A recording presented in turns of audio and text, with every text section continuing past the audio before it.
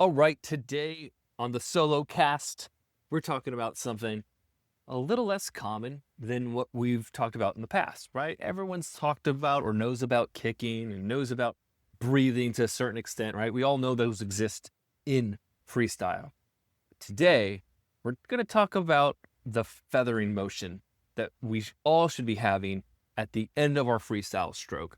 And this is an important conversation to have because it isn't common. It isn't common knowledge for most people that there should be an outward motion to exit the water.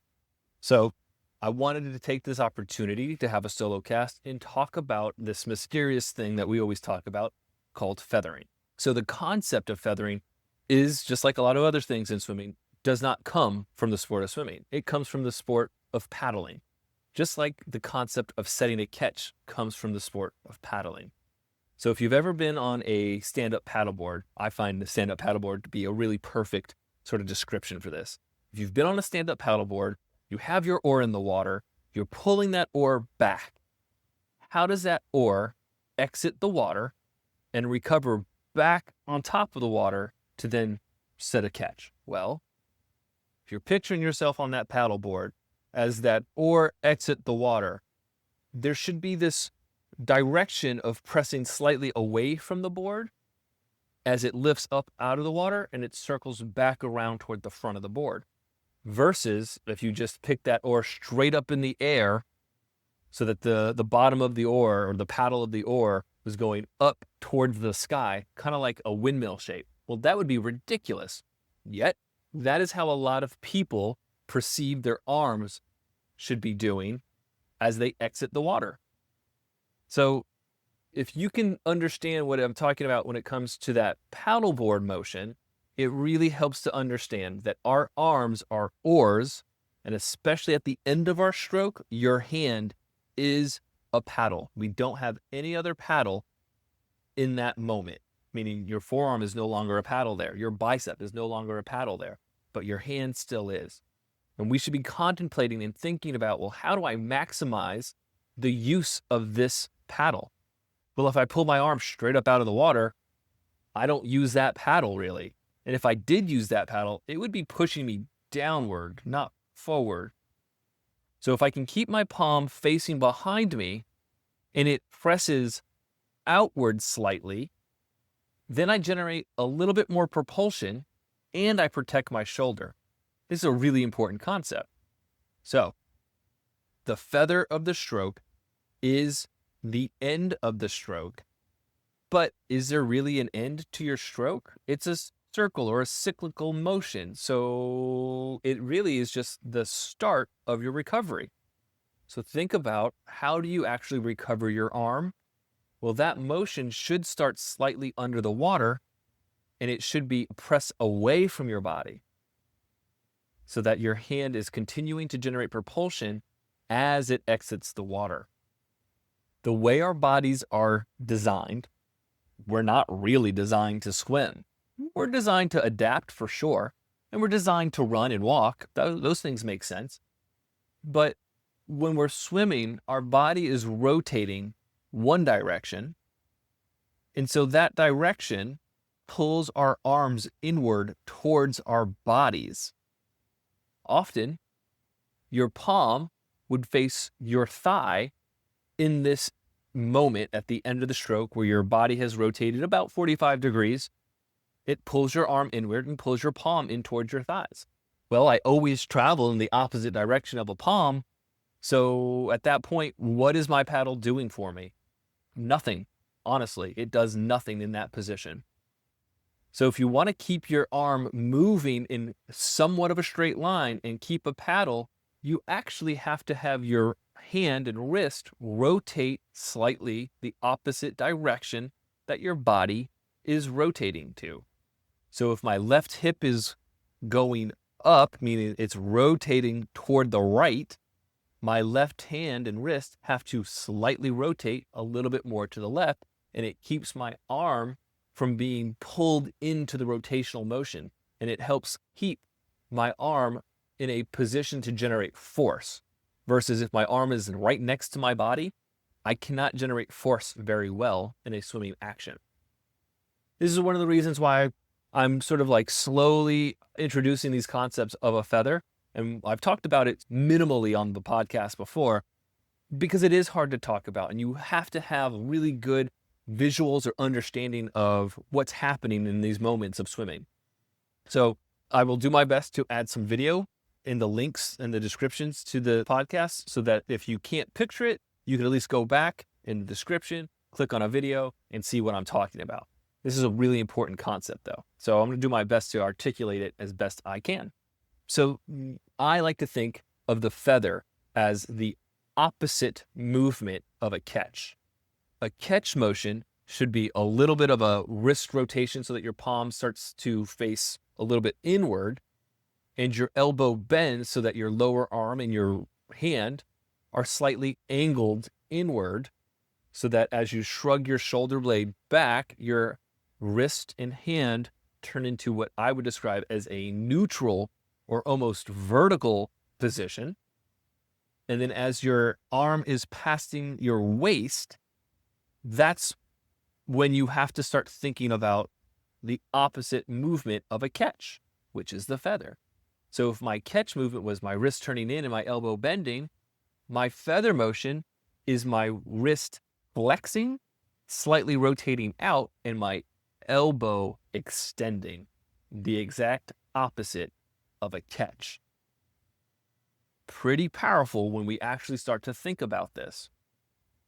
Humans are more likely to have better force production with their arms under or lower than their shoulder line versus above their shoulder line.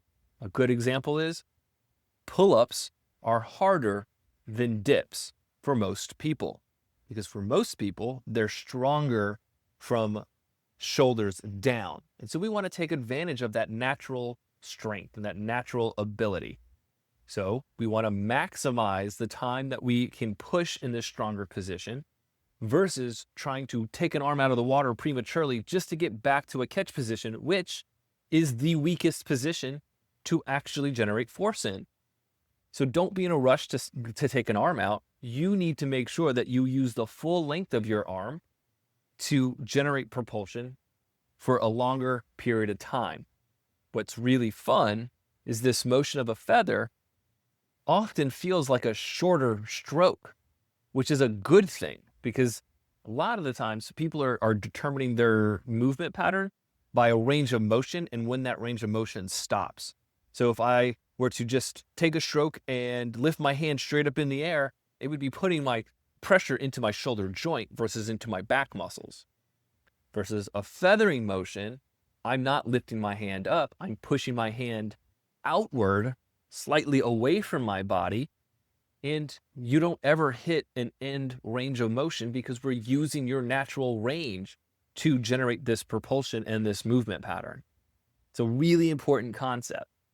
So let's talk about the mechanics or the breakdown of how our body is used in this motion. So we know the feather is going to start to happen somewhere around the middle of your waistline. It might be towards the top of the waistline. It might be a little bit towards the bottom of your waistline. Everyone's a little bit different, but it's around the waist and the hips that we start to want to think about extending elbows and pressing palms back behind us. The elbow mechanics are kind of interesting.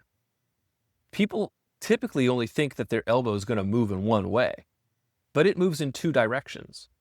If my arm is back and my elbow is bent, think tricep kickback motion, all right? Well, if I extend my tricep kickback, I extend my arm, my lower arm is coming in line with my upper arm. But if I bend my elbow in a 90-degree angle again, and instead of trying to lift my hand in line with my elbow, I push my elbow to try to line up with my hand. That's the motion that we should be trying to use in order to finish our stroke, not a tricep kickback motion. Because that tricep kickback motion ends up putting a lot of pressure on shoulder joints and taking the work out of our back muscles and putting it towards either the joint itself, which joints don't do that type of work, or your upper trap, which eventually will end up getting overused. So we don't want to just lift hands out of the water for lots of reasons, but that reason is a very important one. The shoulder blade, when you extend an arm, should already be in a downward position. And I think this is one of the coolest things about the human body, actually. The way your hands and wrists work are very similar, if not the same, to how your feet and ankles work. So for instance, if you picture yourself running and you are running on your tippy toes, where does that work go? Is that work finding your glutes and hamstrings? Probably not. Going to your calf and your knees mostly. But if you flex your foot and think about where you want to land when you're running, you want to land mid-foot, well, that work actually does go to your hamstrings and your glute. So the position of our ankles allows certain muscles in our legs to work or not to work. Same thing for arms. So if I was taking a stroke and I didn't flex my wrist at the end of the stroke, that work kind of just goes into the inside tricep head and the shoulder joint, maybe your forearm. But if you flex your wrist at the end of your stroke, it actually allows you to access your mid, low trap, your rhomboids, and your lat. These are all muscles that are around your shoulder blade, and these are all swimming muscles that get avoided because people aren't finishing their strokes correctly. And it isn't even about the concept of trying to touch your thigh with your hand. That's great for really early on beginners so that they learn the length of their arm. But at some point, we have to recognize that we generate better propulsion slightly away from our thigh because turbulent water is coming off of our body. And so if we push against turbulent water, that water's not very dense. It's kind of easy to slip through.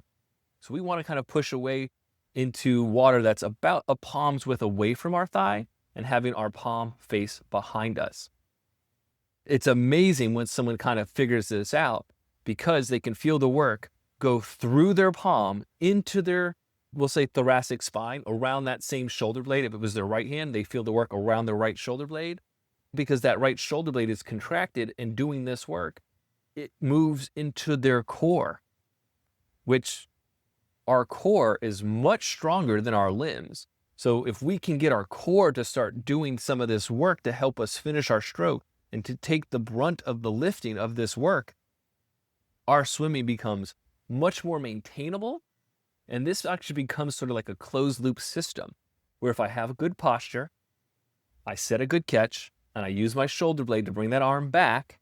As that shoulder blade shrugs down, it's reinforcing my posture. And as I press my palm against the water and cause resistance against my palm, the work transfers through my shoulder blade back into my core, causing this reinforcement of core. It's kind of really magical once you can wrap your mind around it. So I'm doing what I can to talk about it.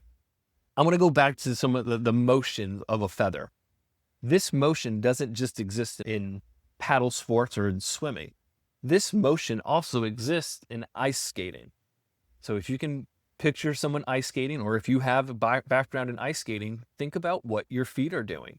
Your feet are pushing back and out in order for you to move forward.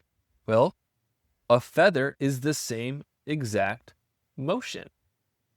It's really cool when you start to think about it. Some other examples, less obvious examples, but can be helpful. If you've ever seen a wheelchair that is used in wheelchair basketball or in racing, those wheels are slightly angled inward at the top and slightly angled outward at the bottom. Well, we do that so that we can have better traction in that wheel. But that wheel is not perfectly vertical. So think about what I was talking about, your feathers pressing away, not straight up. It gives us an opportunity to find a little bit more ground in quotation marks to press off of. It's a really powerful moment, but it is a different type of thing than what most people ever talk about when they talk about swimming freestyle. I'm willing to bet 90% of the people listening to this podcast right now has never heard of a feather in their freestyle stroke. I would say most coaches have never even heard of this concept when it comes to swimming.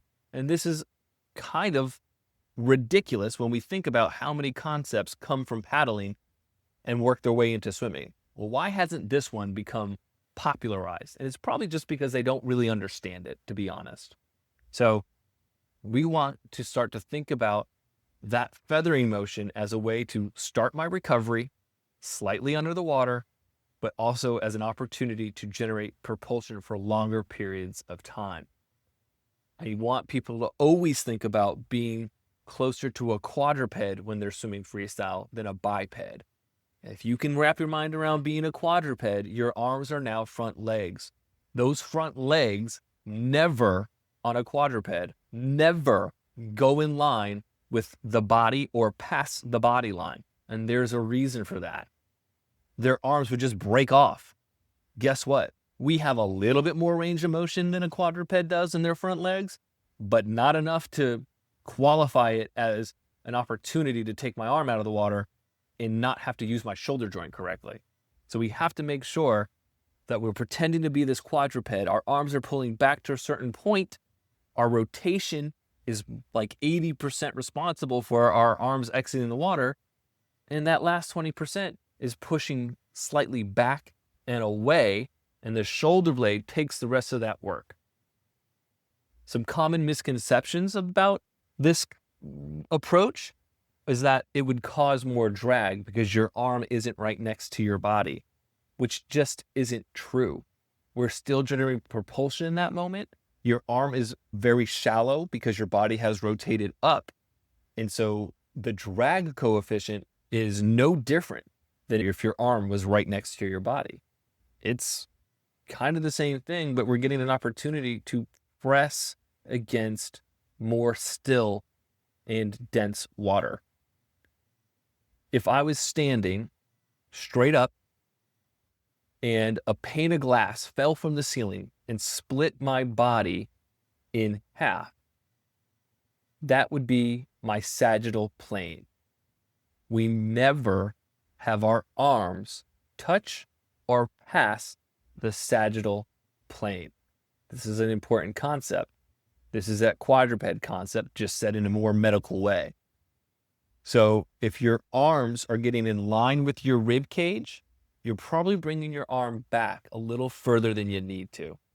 Before your arm gets in line with your rib cage, contemplate trying to press your palm slightly away from your body while you have your palm facing, I would say, the bottom back corners of the pool.